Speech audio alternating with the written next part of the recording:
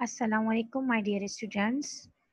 I'm Miss Shahnaz Sumro here, and I hope you all are fine and enjoying your vacations and spending your quality time and good things. मुझे उम्मीद है कि आप study पर भी ध्यान दे रहे होंगे। स्टडी का भी बहुत लॉस हो चुका है आपका, लेकिन मुझे ये भी पता है कि आप बहुत इंटेलिजेंट हैं, हार्ड वर्किंग हैं और अपने घर पे पढ़ रहे होंगे। लेकिन चूँकि आपको पता है कि आप प्रमोट हो चुके हैं नेक्स्ट क्लास में, तो अब आपको मैथ्स का और हर सब्जेक्ट की टीचिंग की ज़रूरत है टीचर्स की तरफ से। तो इसी सिलसिले में हमने डिसाइड किया है कि हम जो है वो आपके लिए कुछ असाइनमेंट्स या लेक्चर्स रेडी करेंगे, और ताकि आपका टाइम भी वेस्ट ना हो ज़्यादा और आप कुछ सीख सकें, कॉन्सेप्ट आपका क्लियर हो सके। तो आज मैं आपको आपके कोर्स में से ही पढ़ाऊँगी, लेकिन कुछ चीज़ें रिकॉल भी करवाऊँगी, रिवीजन भी करवाऊँगी। और ये मेरा फर्स्ट लेक्चर होगा आपके लिए, और आगे भी जो लेक्चर आएँगे उनमें भी मैं आपको सिखाऊँगी आगे के टॉपिक्स। लेकिन रिवीजन भी साथ-साथ हम करते जाएँगे, क्योंकि ग्रेड 7 में आपने सही से टॉपिक मिस हो गए आपके ड्यू टू वेकेशंस और दिस पैंडेमिक सिचुएशन। उसकी वजह से आपके बहुत सारे चैप्टर्स मिस हो चुके हैं, तो आपको उन चैप्टर्स की भी रिवीजन करनी है, उनको भी सही से पढ़ना है अगेन, और आपको ये टॉपिक भी क्लियर आपको तब समझ में आएगा। ठीक है? अच्छा, तो आज शुरू करते हैं हम आज का लेसन। लेकिन उससे पहले बिफोर गोइंग अहेड मैं आपको जो है कुछ इम्पोर्टेंट चीज़ें बताना चाहती हूँ कि आपको ये वीडियो कॉन्सेप्ट क्लियर करने के लिए पूरी वीडियो सुननी है और देखनी है और अपना कॉन्सेप्ट क्लियर करना है। उसके अलावा आपको जो भी मैं क्वेश्चंस दूंगी वो आपको मुझे ईमेल एड्रेस के थ्रू सेंड करने हैं, पूरे करके, क्वेश्चन कंप्लीट करके, क्वेश्चन सॉल्व करके। ठीक है? या तो आप इमेजेस सेंड कर सकते हैं, या तो फिर आप एमएस ऑफिस पर, एमएस वर्ड पर कंपोज करके मुझे फाइल ऐसे एड्रेस पर सेंड कर सकते हैं। सारी वीडियोस आपको यूट्यूब पर मिल जाएंगी। हमारे यूट्यूब पर चैनल है हमारा, पाक चाना स्कूल्स एंड कॉलेज सिस्टम, और लास्ट डेट सबमिटिंग की है, असाइनमेंट सबमिट की है 13 जुलाई 2020। ओके, अच्छा तो शुरू करते हैं। आज मैं आपका टॉपिक लेकर आई हूँ डायरेक्ट प्रोपोर्शन और डायरेक्ट वेरिएशन। ये एक ही टॉपिक है। डायरेक्ट प्रोपोर्शन और डायरेक्ट वेरिएशन एक ही होता है। अच्छा, डायरेक्ट प्रोपोर्शन में हम ये पढ़ते हैं कि मेरे पास होती हैं दो वैल्यूज़। ठीक है? तो दोनों ही वैल्यूज़ एक साथ ही इंक्रीज़ होंगी। अगर एक इंक्रीज़ होगी तो दूसरी भी उसी के हिसाब से इंक्रीज़ होती है। Direct variation as one amount increases, another amount it increases at the same rate. ठीक है? जैसे ही एक अमाउंट इंक्रीज़ हुआ तो दूसरा अमाउंट भी उसके ही रेट, उसके सेम उसी तरह से ही इंक्रीज़ होगा। और in other words, a relationship between two variables in which one is a constant multiple of the other. वो दो वेरिएबल्स में एक ऐसा रिलेशन जिसमें एक दूसरे का मल्टीपल कांस्टेंट हो।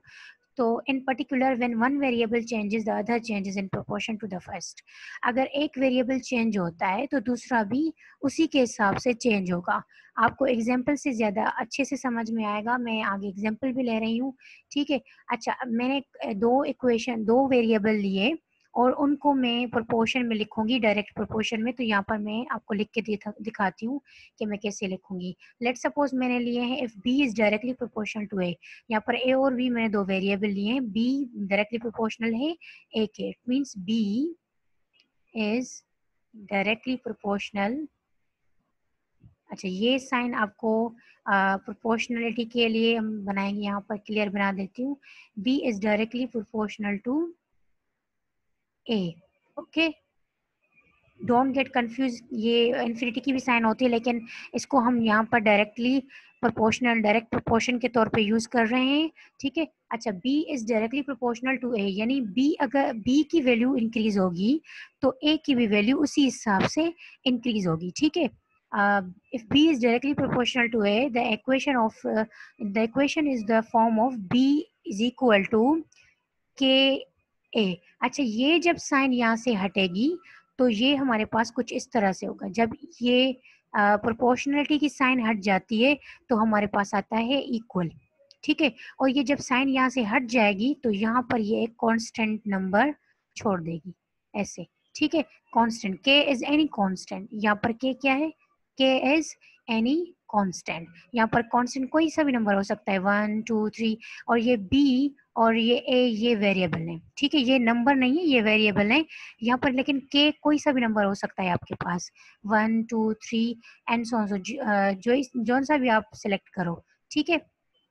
अच्छा, आगे हम इसके एग्जाम्पल देखते हैं, उससे आपको मजीद अच्छे से समझ में आएगा। वंस अगेन मैं आपको रिपीट करूं कि ये जो k है इट्स कॉल्ड कांस्टेंट, और ये पूरी इक्वेशन है, ठीक है।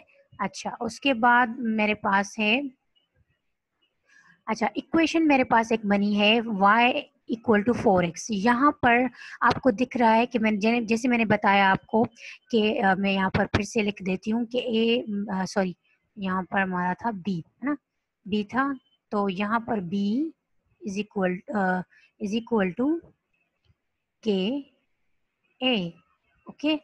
तो यहाँ पर b का काम कौन कर रहा है, y, और x का काम कौन कर रहा है, a, और k क्या है, कांस्टेंट। जैसे मैंने आपको बताया कि k क्या है, कोई सा भी नंबर, तो यहाँ पर जो 4 है वो क्या है, k, okay. Variable y is directly proportional to x, ये जो y है वो x के डायरेक्टली प्रोपोर्शनल है। इट मीन्स कि y की जो भी वैल्यू होगी वो x के साथ रिलेटेड है, यानी x की अगर वैल्यू बढ़ेगी तो y की भी बढ़ेगी, x की वैल्यू कम होगी तो y की भी वैल्यू कम हो जाएगी, ठीक है। Doubling x causes y to double, अगर x की वैल्यू डबल हो जाती है तो y की भी वैल्यू डबल हो जाएगी। ट्रिपल होती है x की वैल्यू तो y की वैल्यू भी ट्रिपल हो जाएगी। अब इस टेबल से देखते हैं। अच्छा, x की अगर वैल्यू हम यहाँ पर पुट करते हैं, अब आप कहेंगे कि मिस ये टेबल आपने कैसे बनाई है, तो मैं आपको सॉल्व करके दिखाती हूँ इसी इक्वेशन के हिसाब से। y is equal to 4x, अच्छा ये जो x है यहाँ पर 4 के साथ मल्टीप्लाई हो रहा है, ओके। अच्छा, 4 मैंने लिखा सेम, x मल्टीप्लाई हो रहा है, तो आप टेबल में देख सकते हैं कि x की पहले वैल्यू क्या दी गई है, 1, तो मैं x की जगह पर क्या पुट करूंगी, 1, तो 4 1 जा 4, ठीक है, ये आ गया 4। इट मीन्स y की वैल्यू क्या आई, 1 पुट करने पर y की वैल्यू क्या आई हमारे पास, 4, ओके। तो यहाँ पर y की वैल्यू, x की वैल्यू मैंने यहाँ पर 1 पुट की है तो मेरे पास आया 4। इसी तरह से आप अगर 2 की वैल्यू पुट करेंगे तो आपके पास आएगा 8, क्योंकि 4 को जब आप x की जगह पे 2 पुट करेंगे 2 4 जा 8, तो जब आपने x की वैल्यू 2 पुट की तो हमारे पास y आया 8। यानी यहाँ पर आप नोट करें कि यहाँ पर 1, फिर यहाँ पर 4 हो गया, यानी और यहाँ नीचे यहाँ पर 2, 1 से सीधा 2, यानी एक नंबर बढ़ा, तो यहाँ पर भी 4 से डबल हो गया 8, फिर यहाँ पर भी एक नंबर बढ़ा यानी 3, तो यहाँ पर भी हो गया 12। आई होप आपने ये समझा होगा, और इस टेबल को आप जरूर सोल्व कीजिएगा इस क्वेश्चन के हिसाब से। जैसे मैंने 1 पे सोल्व किया, आप 2 और 3 पे सोल्व करोगे, you will get the same answer, okay. मैं यहाँ से ये सब कुछ इरेज कर देती हूँ। आपको जो भी समझ में नहीं आए आप दोबारा से वीडियो देखिएगा, आई होप आपको समझ में आ जाएगा। Next we have pens. अब ये, अच्छा मैंने यहाँ पर आपके लिए कुछ सिंपल से एग्जांपल दिए हैं ताकि आपका जो कॉन्सेप्ट है वो और ज़्यादा क्लियर हो जाए अबाउट डायरेक्ट वेरिएशन, ओके। अच्छा, 9 पेन्स कॉस्ट ₹54। मेरे पास यहाँ पर पेन्स के हवाले से क्वेश्चन है कि 9 मेरे पास पेन है और उनकी जो कॉस्ट है वो है 54, ठीक है।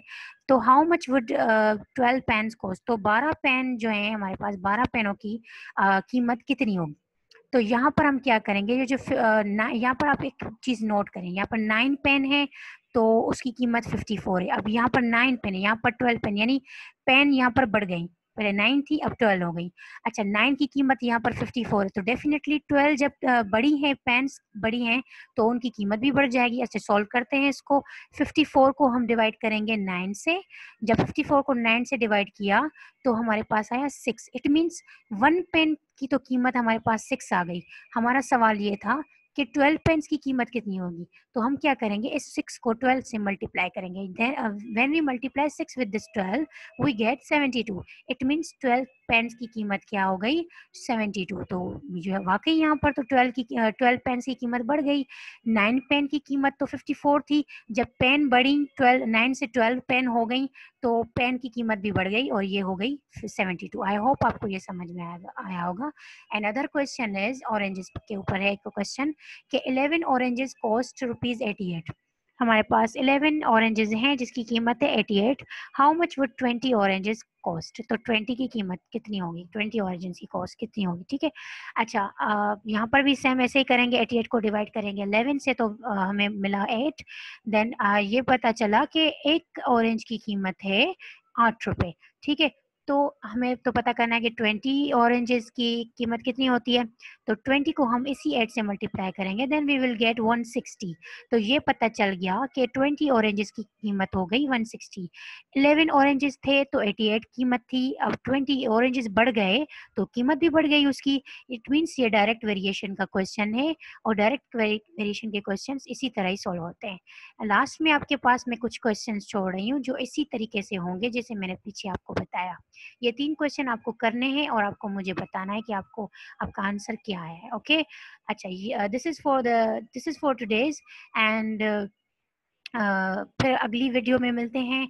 एंड आई होप आपको ये सब कुछ समझ में आया होगा। अपना बहुत सारा ख्याल रखिएगा, अपने पेरेंट्स का ख्याल रखिएगा, बड़ों का कहना माने। और thank you so much and take care. अल्लाह हाफिज़।